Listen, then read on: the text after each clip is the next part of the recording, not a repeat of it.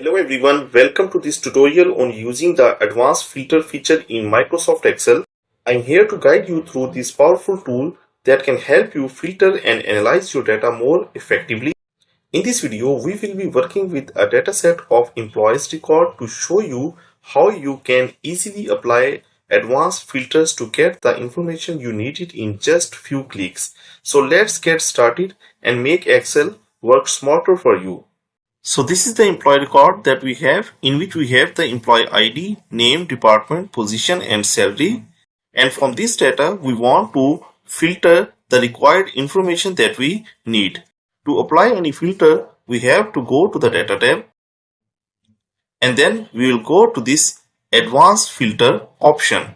When I click advanced filter option, you can see that there are two things that we have to do.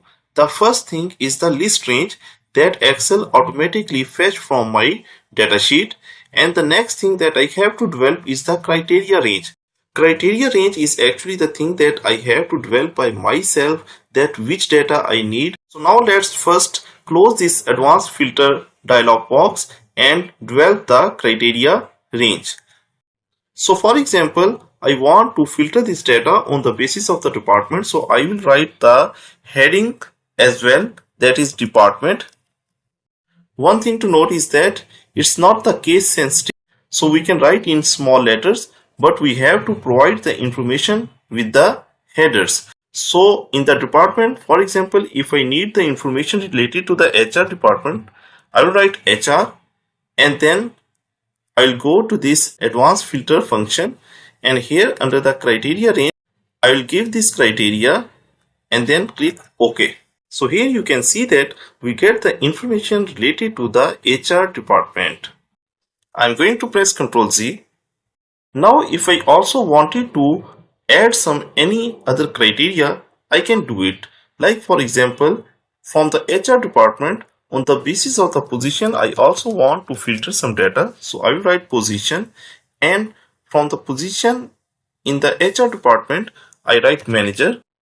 And now let's see what happened when I apply this filter. Again, I will select the criteria range, and this time I will select both department as well as the position and then click OK. So now you can see that among the HR department, only managers are filtered in this data. So it's mean when I move to right in the next column, actually it add the criteria. And if I also wanted to add the OR filter, I will go downward. So for example, here I will write IT, and from the IT department, I want to filter the data related to the developer. So I will write developer. And now let's see what happens when I apply a filter over here. So under the criteria range, I select both department and position for the HR and IT department and then click OK.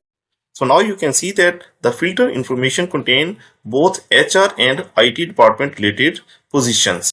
Now if I also want to add another condition, that is the salary. So I will write salary. And here I want to filter the data of those IT and HR professionals which are having the salary more than 75,000. So I will write here more than 75,000, and for the IT expert again it is more than 75,000. And now apply the filter to this information. So here you can see that only one employee is having the salary less than 75, and let's see when I apply this filter, this employee should be gone from this range. So again I will select the criteria range and then click OK. So you can see only the employee from these two departments with salary more than 75% is included in this list.